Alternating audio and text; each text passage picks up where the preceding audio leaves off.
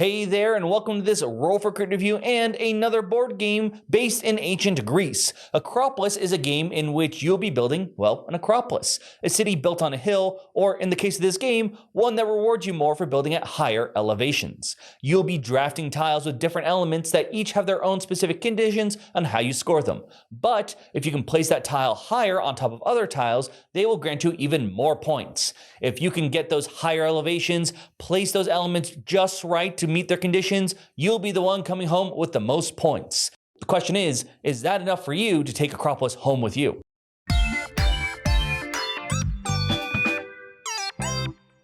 So what you see here is the basic setup for the start of the game. All other tiles are in face down piles outside that you don't need to see. There are a ton. And depending on whether you're the first, second, third, so on player, you'll get a certain number of these stones. This is your starting area. Everyone looks the same. And on your turn, you'll be drafting one of these tiles to place in your Acropolis. To do so, you'll take the tile, put it into your city, with the only condition being it has to touch either one side of an already existing tile, and they're possibly higher elevations, but we'll get to that in a little bit. Now, let's say you want a later tile. For each tile you pass over, you must pay a stone if you want that. So in order to take this one, I would need to pay 1 stone in order to slot that into my Acropolis.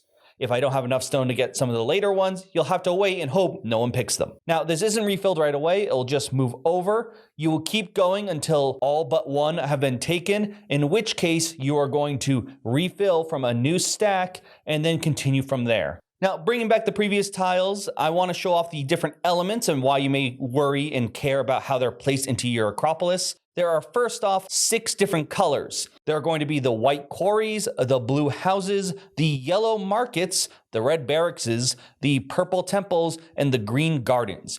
Each of them have a specific requirement in order to gain points from them at the end of the game. There are also spots in the same color, but they have stars instead. These are known as plazas. These are important because even if you meet the requirements of scoring any of these colored districts, they will give you nothing unless you have some plazas.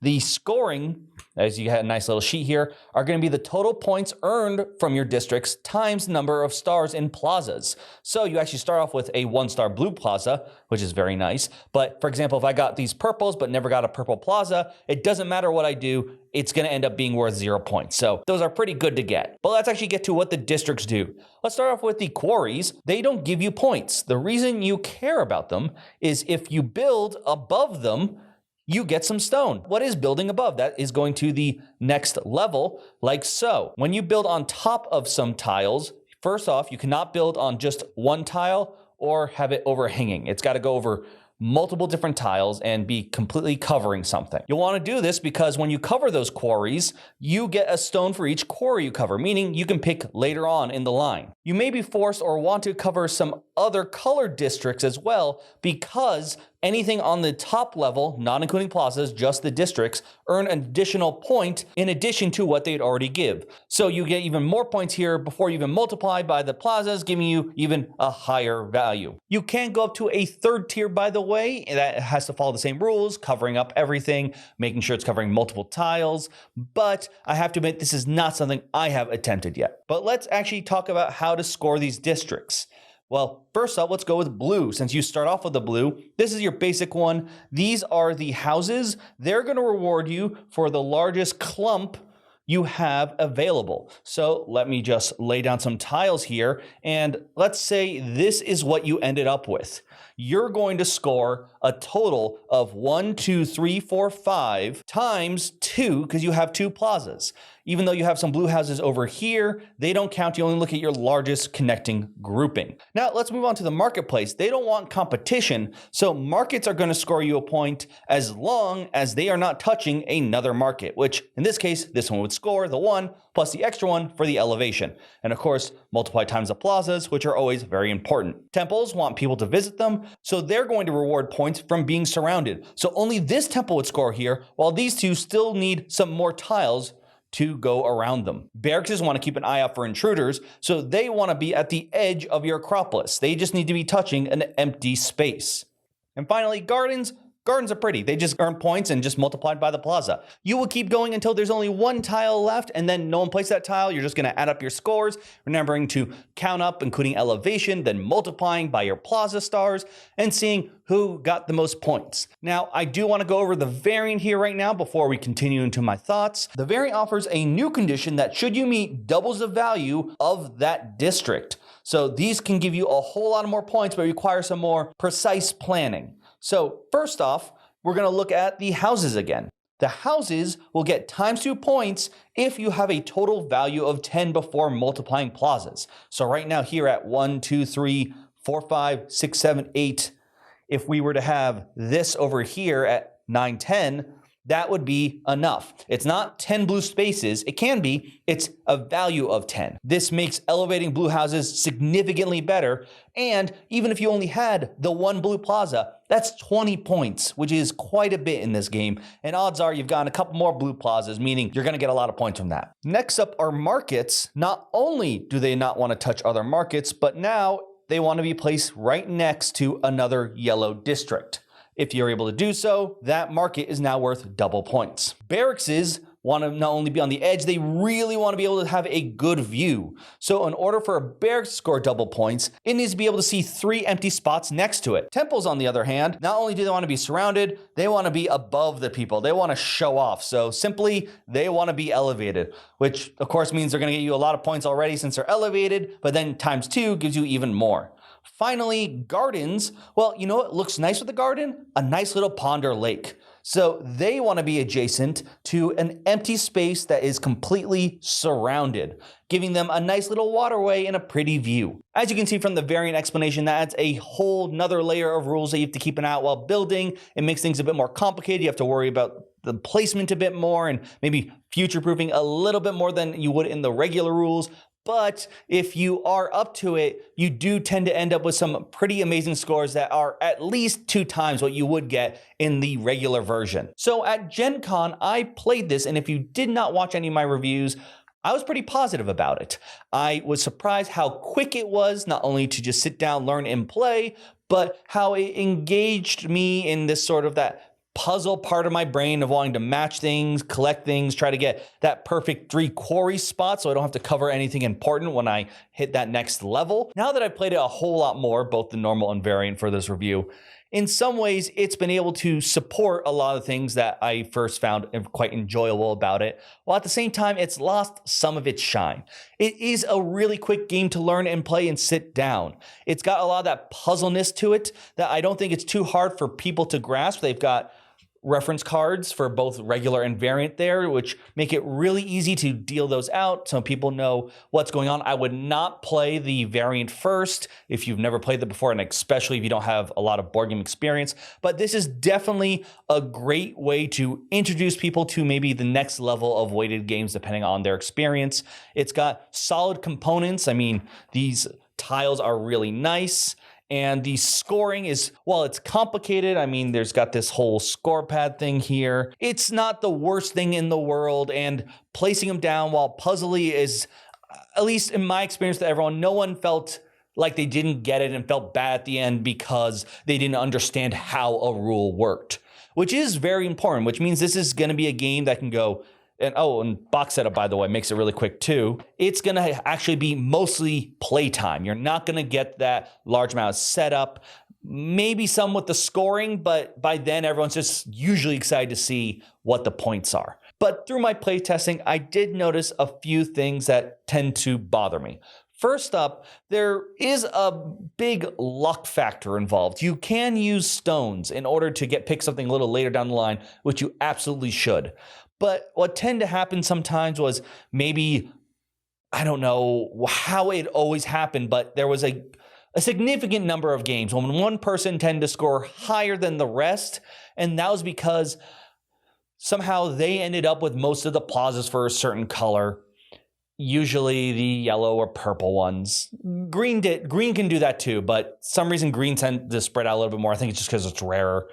And it sort of became a game of just trying to get the stars, almost like your hate drafting, even if you don't have a lot of that color, but it just, If you do have one of that color, it does earn you points and you deny someone else a lot more points. So it sort of made it less about the other things were just, well, it was the secondary prize. If you see a plaza, you got to make sure you go for that. Otherwise, someone builds up a whole bunch of that one color, which is fine. And this is just more for the normal mode. This happened a little bit in the variant, but I will say the variant rules made the districts a lot more important, which I appreciated, especially for the second fault. And that was, I don't think this game, it doesn't bring anything significantly new to the table.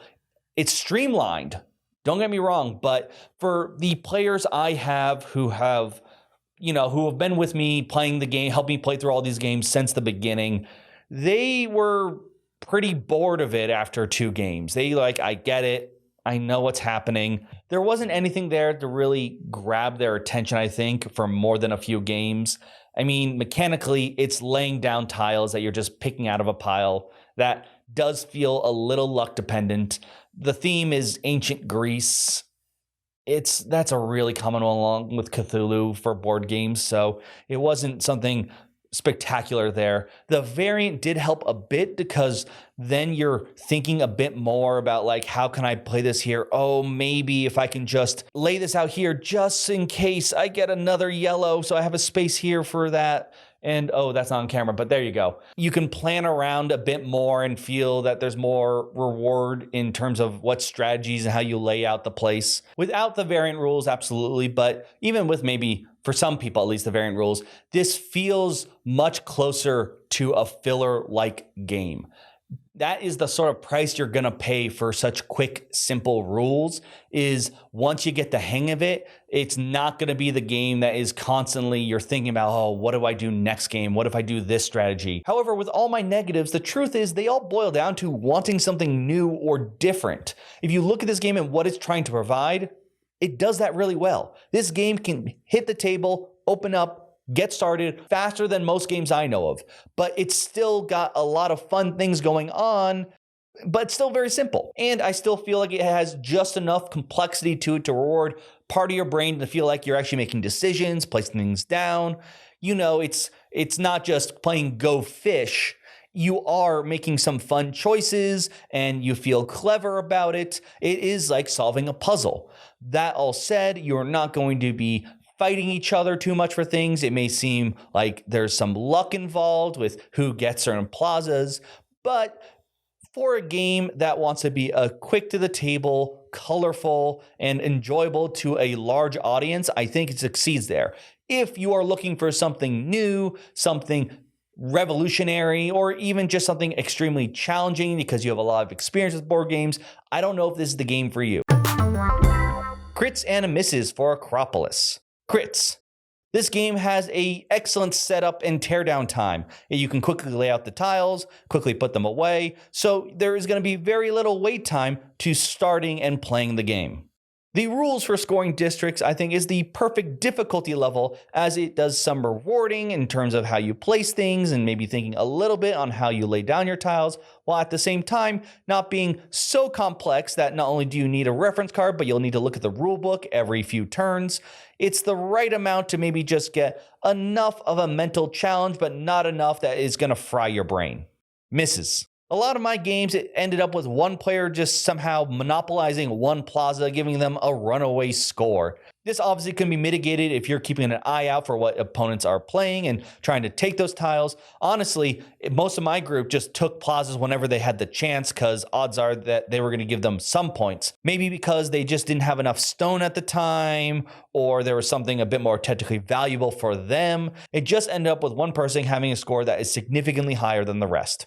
This miss feels a little like a low blow, but honestly, it was something I tend to notice after enough playthroughs of this game. It wasn't something that I felt brought something significantly innovative to the table. Yes, I know the same thing can be said for a lot of deck builders I love, but usually at the least, those will also bring a new theme that you can enjoy. Ancient Greece is not something new in terms of settings in tabletop games, and the mechanics are laying down tiles and just set collecting for points. It's not even like you're building an interesting engine. This is only going to be an issue because, one, this game can be played so many times so quickly, reset and started. And if you're playing with people like me who have maybe a bit too much experience with board games.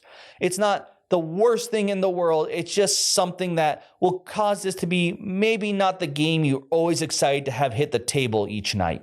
This game definitely falls under what I think most would call gateway games. I sort of don't like that term, partially because it has this implication, and yes, that some of these games are ones that someone like me will get bored of and not playing, but Ticket to Ride, absolutely considered a gateway game. Love it, always excited to have it hit the table. This one didn't grab me the same way as Ticket to Ride. But I will say that compared to maybe some of the other games people will use the term gateway game for, this one was more enjoyable, at least for me. This game definitely has an audience. It's designed for a very big audience. In particular, if you are new or know someone new, this is a great game because it does a great job of being quick to set up, quick to learn, as well as having that variant rules. I did enjoy a bit more and would be rewarding for you if you're like, okay, we get these rules, but let me add this extra layer of rules on it. And if you have a board gaming cafe or a library, a fantastic pick. Perfect for someone who, hey, can I rent this one out, sit down, play it? I feel like it'd be just the right amount of I've played an interesting board game that challenged me with these puzzling factors while not being something that I need to spend 30 minutes learning how to play. I wish I came back to you being able to be just as excited as I was back when I played this at Gen Con. When I first played it, I sat down, I had a great experience, I thought it was really fun, and I think that most people will on their first playthrough. But if you've played it as much as I did, depending on how you feel about certain mechanics and games, it lost that shine for me. At least this one did. Now, for certain people, this could be their Ticket to Ride. This could be the one they're always excited to hit, and that's great.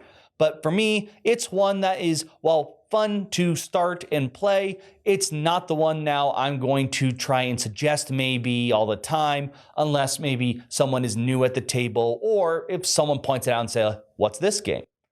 But you can let me know what your thoughts on Akropolis are. Is this going to be a centerpiece in your collection? Did you get the chance to try it out and buy it at Gen Con? And did you have the same feeling as me, or did you have lukewarm feelings right at the beginning, or has this been so exciting for you the entire time? I'd love to hear your thoughts for you down below. Thank you so much for watching this far. Please, if you know someone who could be interested in this game, feel free to send them this video so they can know more about it. And of course, don't forget to do the usual YouTube stuff. I truly appreciate it. The like, share, subscribe. And of course, supporting me on Patreon is a big deal and helps out a lot. But for now, I'm Will. This has been a Roll for Crit review. Thank you so much for watching and have a good day.